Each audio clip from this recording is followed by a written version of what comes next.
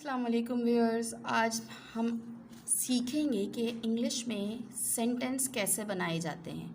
English में sentence बनाने के लिए या इंग्लिश बोलने के लिए हमें इंग्लिश में सेंटेंसेस बनाने आना चाहिए, क्योंकि अगर हमें सेंटेंस बनाना नहीं आएगा, जो कि उर्दू में हम इसे जुमला कहते हैं, तो हम किस तरह कोई भी सेंटेंस को इंग्लिश में बोल सकते हैं। तो सेंटेंस बनाने के लिए 3 चीज़ें बहुत ज़्यादा ज़रूरी हैं। Number 1, subject. Subject English grammar की लैंग्वेज में काम करने वाले को कहते हैं, जिसको हम उर्दू की ग्रामर में या उर्दू की ज़बान में फ़ाइल कहते हैं। फ़ाइल का मतलब होता है काम करने वाला। सेकंड नंबर पे हमें जो चीज़ चाहिए वो होती है वर्ब। इस दुनिया में जितने भी काम हो रहे हैं, जितने भी काम, क्योंकि हर जुमले में कोई ना कोई काम ज़रूर हो रहा होता है, या कोई काम सह रहा होता है, या कोई काम होने जा रहा होता है। तो ग्रामर की ज़बान में फ़ेल कहते हैं वर्ब को। नंबर 3 पे हमें जो चीज़ चाहिए वो है ऑब्जेक्ट। ऑब्जेक्ट का मतलब है जिस पर काम किया जाए, और उर्दू की इस्तिलाह में ग्रामर में हम इसे मफ़ऊल भी कहते हैं। तो सबसे पहले हमें क्या चीज़ें याद करनी है, इसके सब्जेक्ट होता क्या है। तो लेट्स हम थोड़ा सा ये देख लेते हैं कि सब्जेक्ट्स कहते किसे हैं। इंग्लिश में जब हम सब्जेक्ट्स कहते हैं वो है काम करने वाला।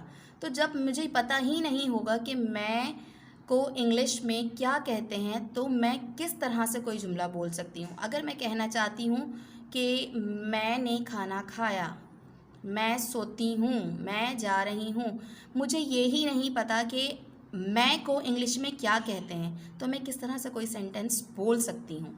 तो आप लोगों को क्या याद करना है, सबसे पहले सब्जेक्ट याद करने हैं। आप लोगों ने पहली सबसे स्टार्टिंग में आप लोगों ने याद करना है कि इंग्लिश ग्रामर में सब्जेक्ट्स कौन कौन से होते हैं। अब किसी भी जुमले में कोई भी काम करने वाला, कोई दीवार नहीं होगी, कोई बाहर की पड़ी हुई रेत नहीं होगी, दीवार लकड़ियाँ नहीं होंगी, कोई ना कोई इंसान ही होगा काम करने वाला। तो आई माने मैं, ये आप याद कर लीजिए कि आई माने मैं।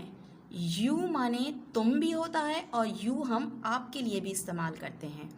वी माने हम, जब ज़्यादा लोग होते हैं तो हम इस्तेमाल करते हैं हम उर्दू में कि हम खाना खाते हैं, हम सोते हैं, तो हम को इंग्लिश में वी कहते हैं।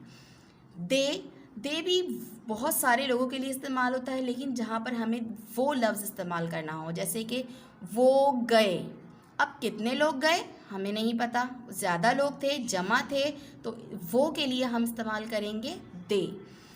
अगर वो एक लड़का है काम करने वाला, वो खाना खाता है।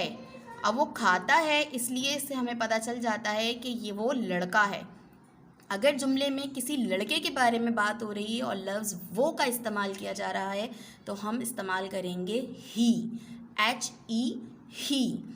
अगर लड़की के बारे में बात हो रही है और जुमले में लफ्ज़ वो इस्तेमाल किया जा रहा है, वो लड़की के लिए अगर है तो हम क्या करेंगे, शी। अगर इट है तो इट जो है वो बेजान चीज़ों के लिए इस्तेमाल किया जाता है, और ये इसका मतलब होता है ये। इट का मतलब क्या होता है, ये।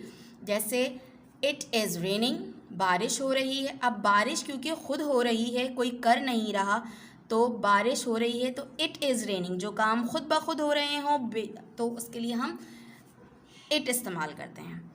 किसी का नाम भी हो सकता है, काम करने वाला कोई नाम भी हो सकता है, जैसे कि इबाद सो रहा है, साथ खाता है, अली जाता है, इमरान पढ़ता है। तो किसी का अगर नाम इस्तेमाल कर रहे हैं तो वो भी सब्जेक्ट है।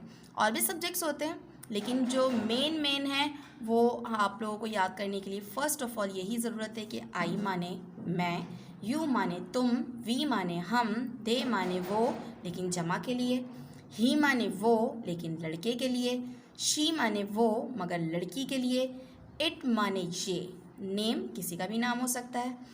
ठीक है, थैंक्स फॉर वॉचिंग। प्लीज़ हमारे चैनल को लाइक कीजिए, शेयर कीजिए, सब्सक्राइब कीजिए और कमेंट ज़रूर कीजिएगा। बेल आइकन को प्रेस करना मत भूलिए।